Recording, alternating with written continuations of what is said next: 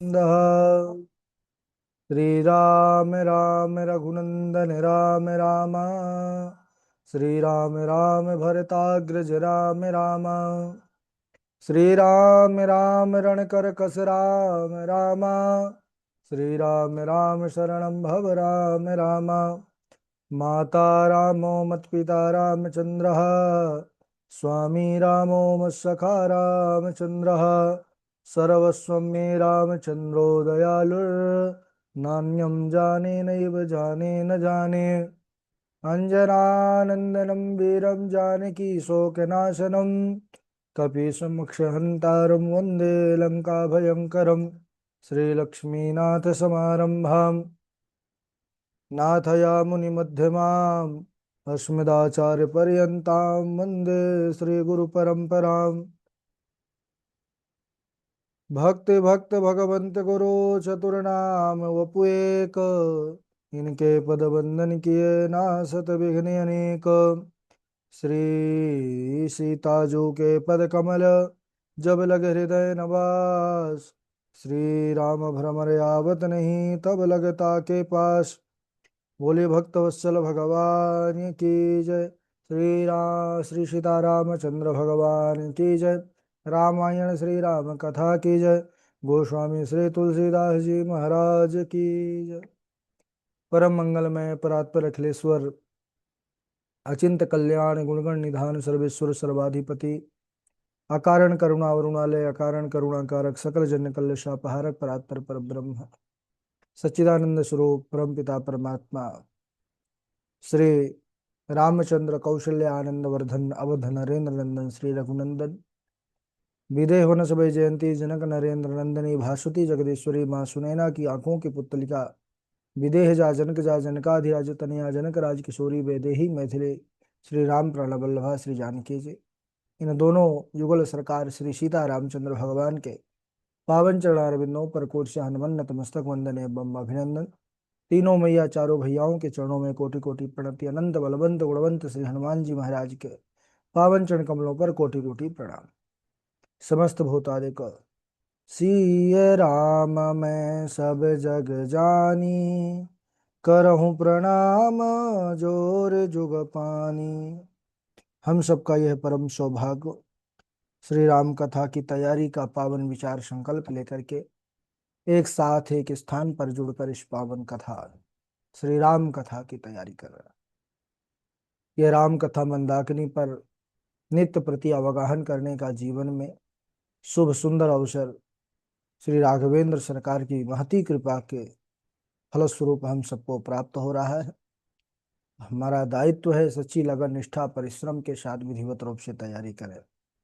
बड़े ही पावन चरित्र प्रसंग पर बने हुए हम सब पूर्व दिवस पर चर्चा कर रहे थे। कैसे हमारे प्रभु राघव लाल जी महाराज माता अहिल्या जो वर्षों से शिला यानी पत्थर बन करके मार्ग पर पड़ी हैं, जंगल पर पड़ी हैं। पत्थर किसी और ने नहीं, उनको अपने उनके पति ने ही श्राप दे करके पत्थर का बना दिया। गौतम नारी श्रापवश उपल देह धरि धीर। चरण कमल रज चाहती कृपा करहु रघुवीर। जब मुनि विश्वामित्र जी ने कहा तो हमारे प्रभु तो करुणा के सागर हैं। जैसे ही चरणों का रज स्पर्श हुआ मिला है, माता अहिल्या का उद्धार कर दिया प्रभु ने। सुंदर दिव्य रूप धारण करके प्रकट हुई। उन्होंने बड़ी सुंदर स्तुति किया है। पर शत पद पावन शोक न सावन। प्रगट भई तम पुंज सही। देखत रघुनायक जन सुखदायक। सन्मुख हुई कर जोरी रही। अति प्रेम अधीरा पुलक शरीरा। मुख नहीं आवई बचन कही। अतिशय बड़ भागी चरण लागी। जुगल नयन जल धार बही। प्रभु राघवेंद्र की कृपालुता का दर्शन करके माता अहिल्या के आंखों से झरझर आंसुओं की धारा चल रही है। रोम रोम पुलकित हो चुका है। सोच रही हैं धन्य है कृपालु, आप जैसा कौन होगा संसार में। पत्थर की शिला पनी में इस जंगल पर, घनघोर इस अरण्य पर पड़ी हुई थी। आज आपने मुझ पर कृपा करके मेरा उद्धार किया।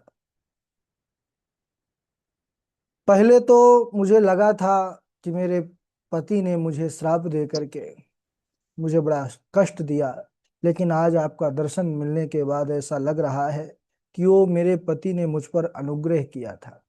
मुनि श्राप जो दीन्हा, अति बल कीन्हा, परम अनुग्रह मैं माना। देख्यों भरी लोचन, हरि भव मोचन, इहि लाभ शंकर जाना। बिनती प्रभु मोरी, मैं मति भोरी, नाथ न मागऊं बर आना। क्या चाहिए मुझे? पद कमल परागा, रस अनुरागा, मम मन मधुप करे पाना। यही भांति सिधारी गौतम नारी, बार बार हरि चरण परी। जो अति मन भावा, सो बर पावा, गए पति लोक आनंद भरी। कितना सुंदर सौभाग्य माता अहिल्या का। बस यही मांगती है, हे प्रभु पद कमल परागा, रस अनुरागा, आपके चरणों पर मेरा मन सदा लगा रहे। गौतम नारी बड़ी प्रसन्नता के साथ बार बार रघुनंदन राम के चरणों में प्रणत निवेदित करती हुई पति लोक को चली जाती है।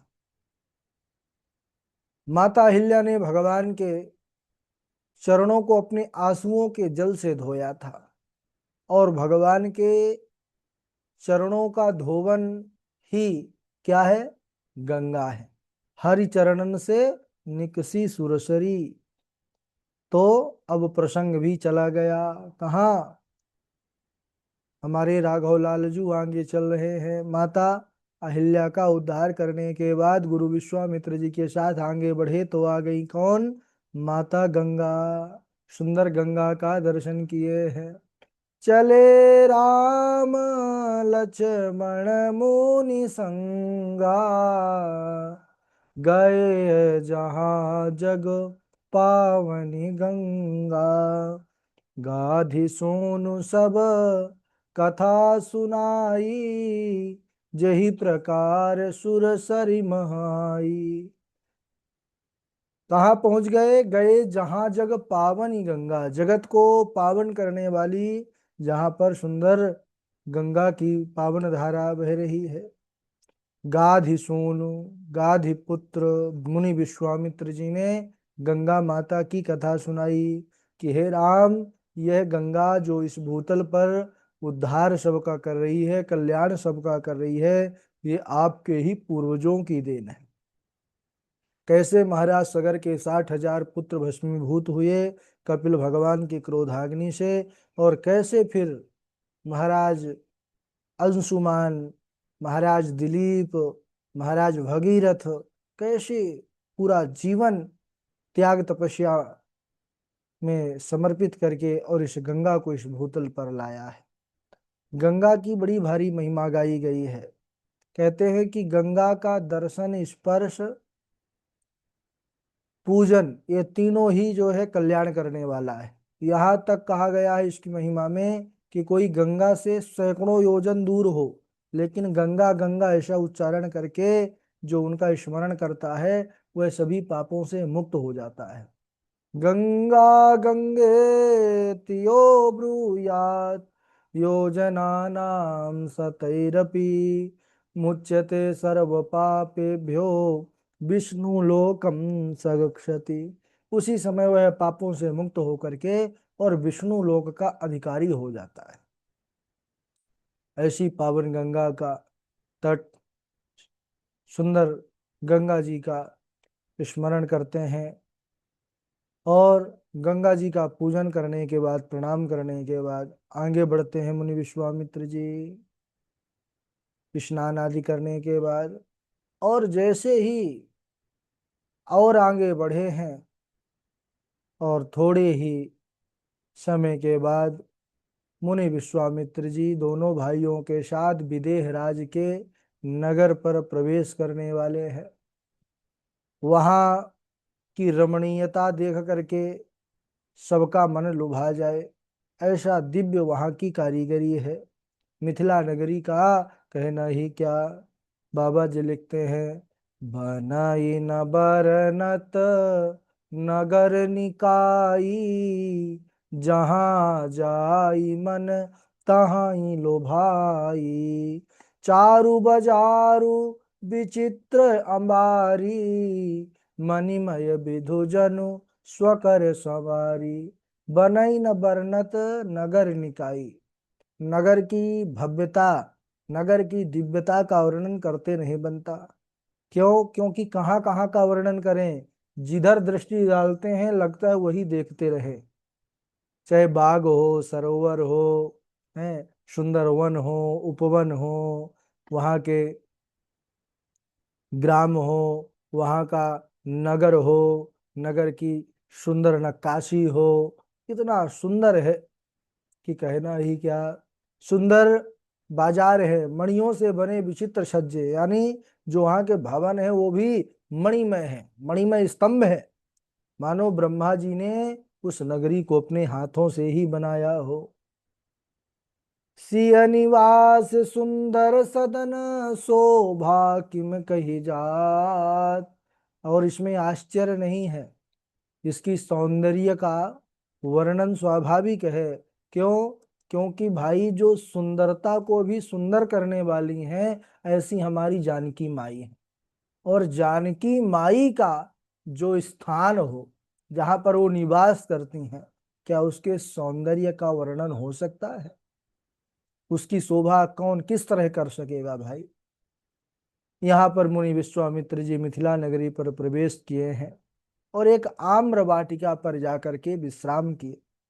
जैसे ही इधर समाचार मिथिलापति पाए हैं कि मुनि विश्वामित्र हमारे यहाँ पर आए हैं, सुनते ही स्वयं भागे भागे आए हैं, अपने मंत्री श्रेष्ठ ब्राह्मणों के साथ जो है मुनि विश्वामित्र जी का स्वागत करे हैं। आगे बढ़ करके जनक जी ने मुनि विश्वामित्र जी के चरणों पर अपना सर रखा है, प्रणाम किया है और मुनि विश्वामित्र प्रसन्न होकर के आशीर्वाद दिए, कुशल क्षेम पूछे हैं।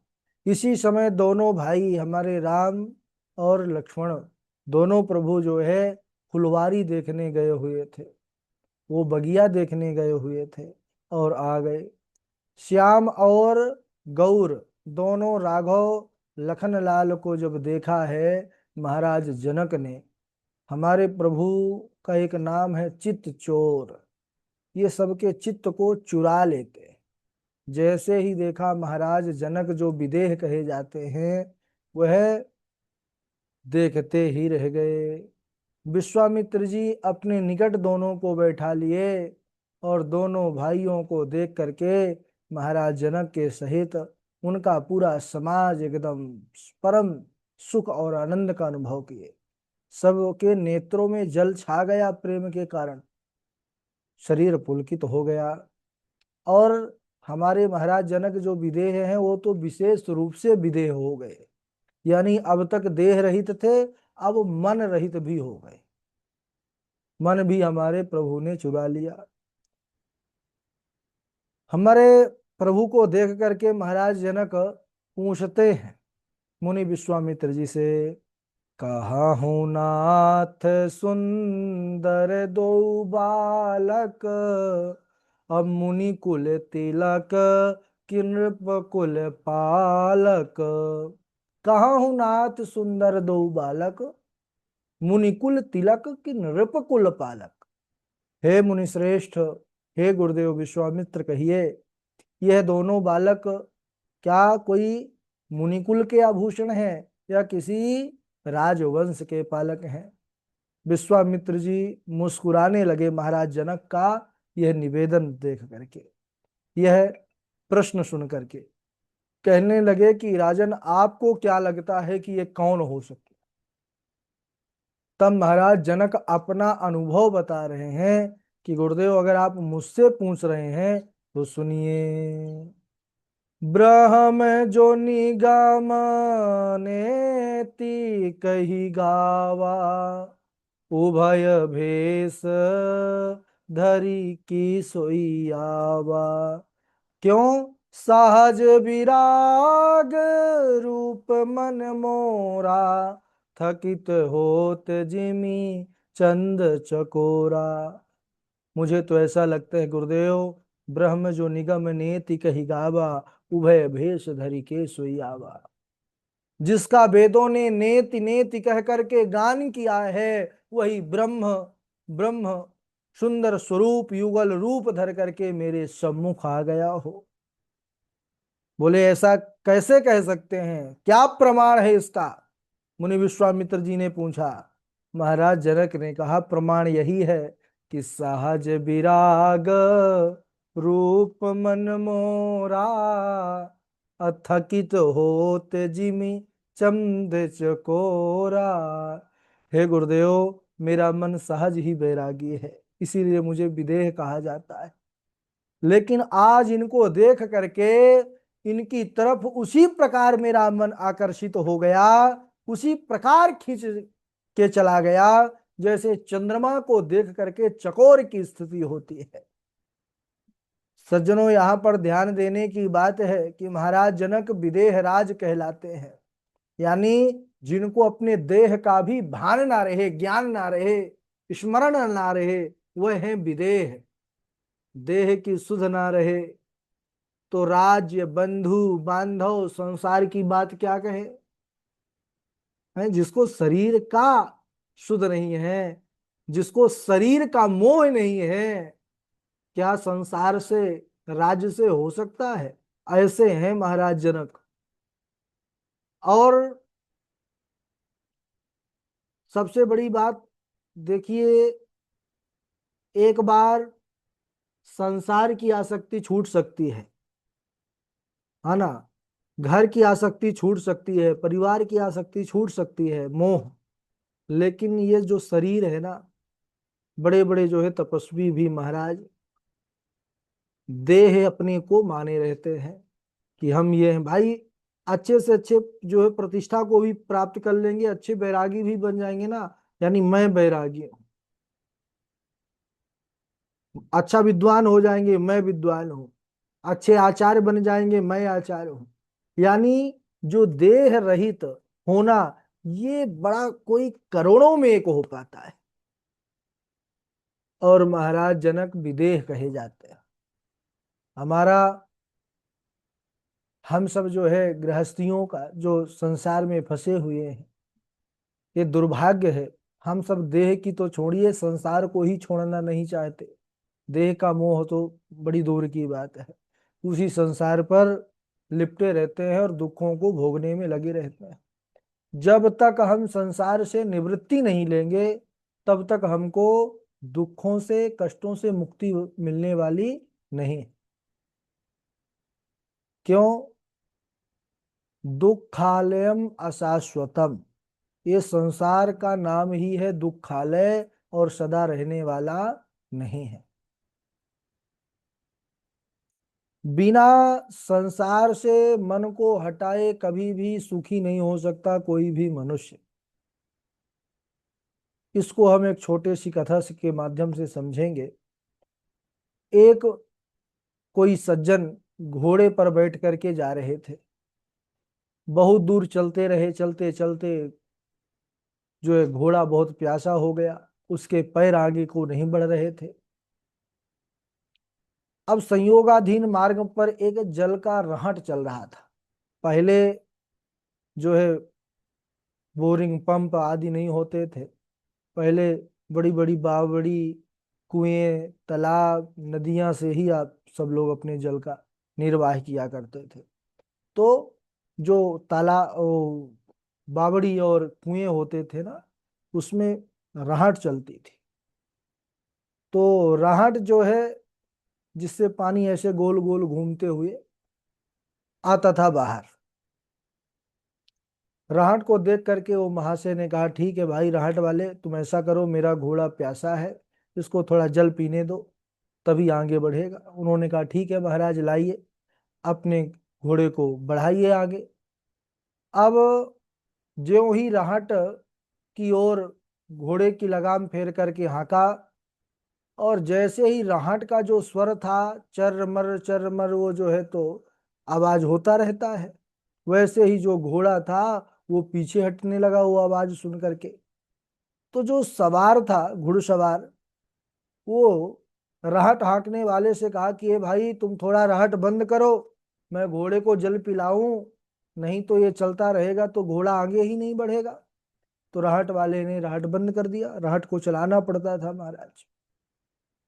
अब जब वो पास में घोड़ा गया तो देखा कि वहां पर जल ही नहीं था, क्योंकि राहट से जब जल आएगा तब तो वहां पर जल रहेगा, जब राहट बंद हो गया तो जल आना बंद हो गया। तो जो महाशय बैठे थे घोड़े के ऊपर, बोले अरे भाई, इसमें तो जल ही नहीं है, घोड़े को क्या पिलाऊं। राहट वाले ने कहा कि भैया, आपने ही तो राहट बंद करवा दिया, तो इसमें जल कहाँ से आएगा। तो उसने कहा कि अच्छा ठीक है, तुम चालू करो। जैसे ही चालू किया, जैसे उसका स्वर चरमर की आवाज हुई, वह पीछे फिर से घोड़ा भागने लगा। तो उसने क्रोधित होकर के कहा कि भाई मैं कैसे पिलाऊं, बताओ। तब उस राहट चलाने वाले ने कहा कि महाराज क्रोधित मत होइए, आपके हाथ पर उस घोड़े की लगाम है, उस लगाम को कस करके तेजी से पकड़िए कि पीछे ना हटने पावे, क्योंकि जब राहट चलेगी तो चर्र का स्वर तो आएगा ही, आवाज आएगी ही, उसी आवाज में ही आपको घोड़ा आगे बढ़ाना पड़ेगा, और आपका घोड़ा तभी जो है जल पी पाएगा। तो इस कथा का तात्पर्य क्या है, इसको आध्यात्मिक दृष्टि से समझने का प्रयास कीजिए। हाँ, नहीं तो पता चले महाराज ये राहट से, घोड़े वाले से क्या मतलब, हमको ये कथा से क्या मिल रहा है। तो इस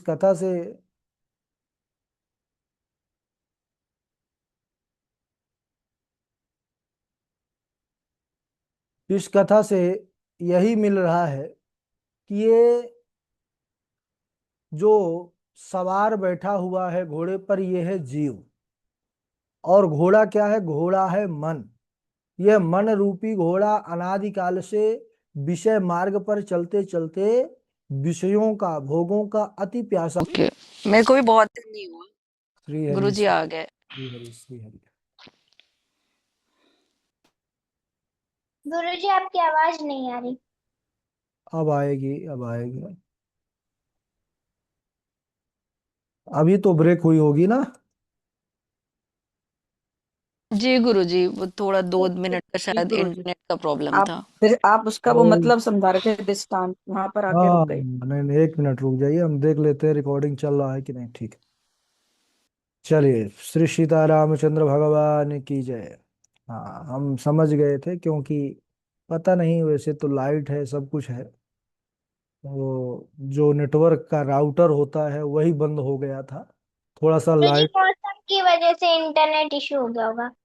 नहीं नहीं, मौसम के कारण कोई दिक्कत नहीं है, मौसम से दिक्कत नहीं है, लाइट सब कुछ बंद हो गया तो कुछ प्रॉब्लम रही होगा।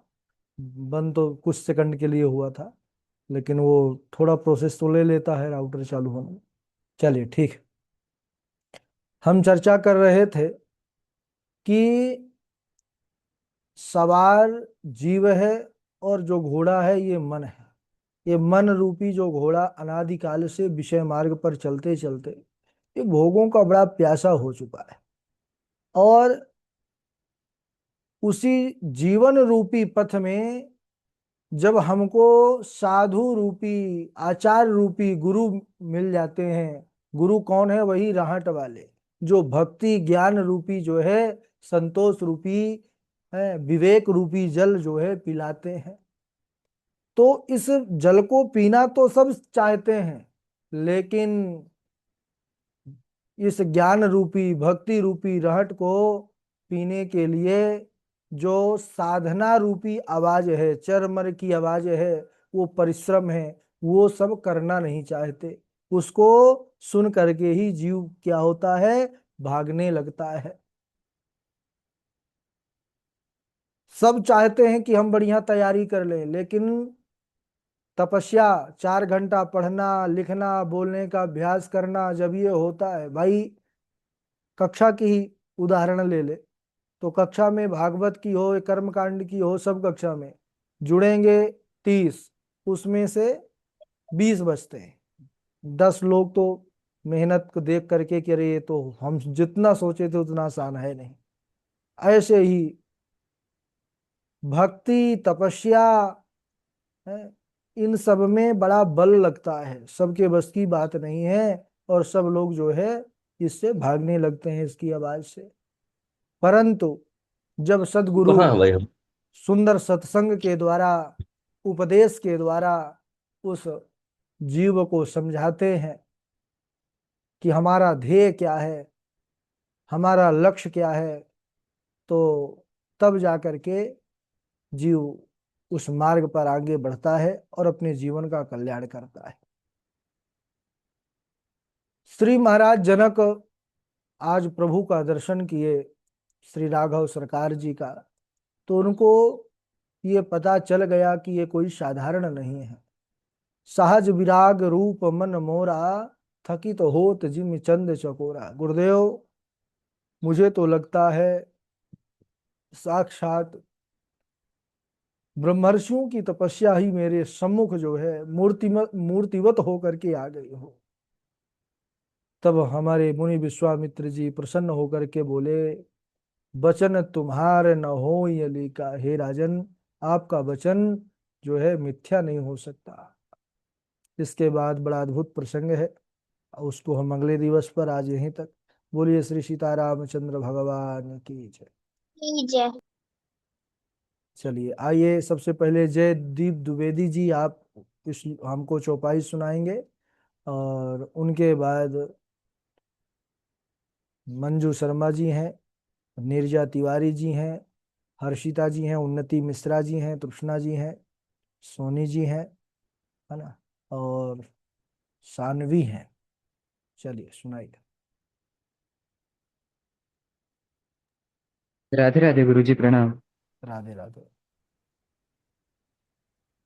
गुरु ग्रह गुरु ग्रह गए पढ़न रघुराई, अल्प काल विद्या सब आई। जाकी सहज श्वास श्रुति चारी, सो हरि पढ़ यह को चुक भारी। प्रातः काल उठी के रघुनाथा, मात पिता गुरु ना वही माथा।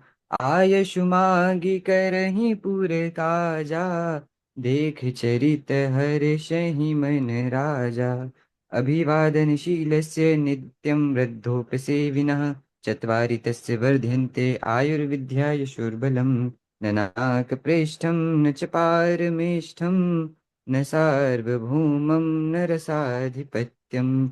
न योगसिद्धिर्पुनर्भवं वा, समञ्जसत्वा विरहय काङ्क्षे।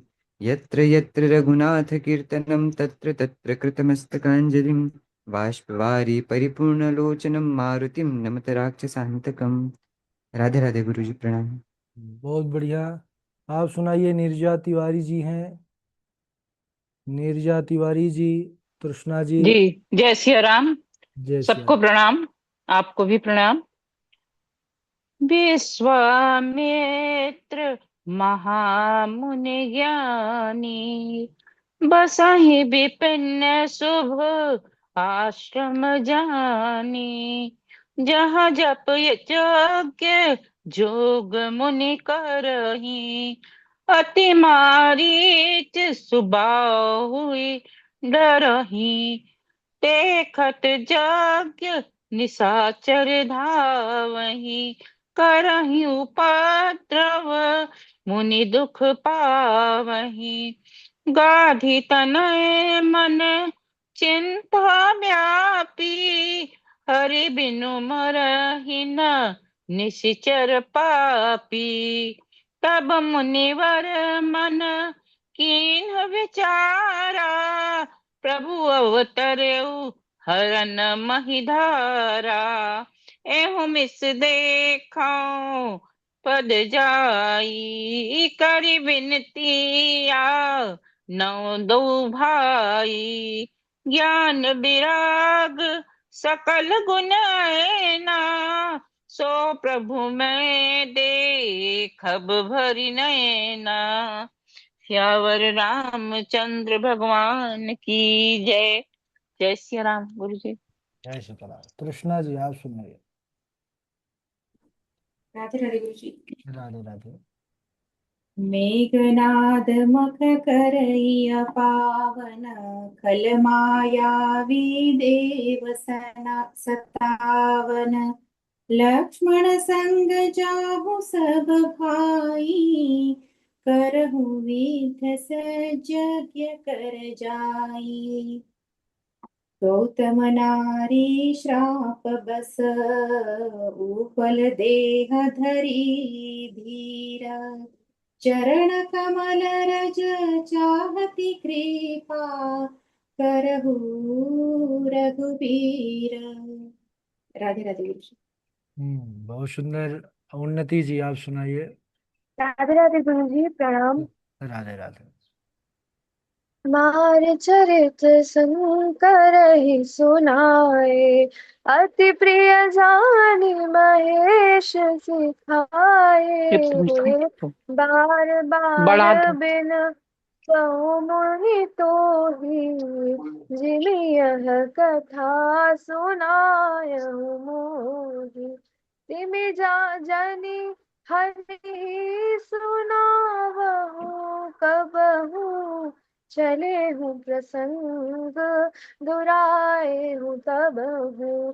क्षीर सिंधु गवने मुनि नाथा, जहाँ बस श्रीनिवास श्रुति माथा।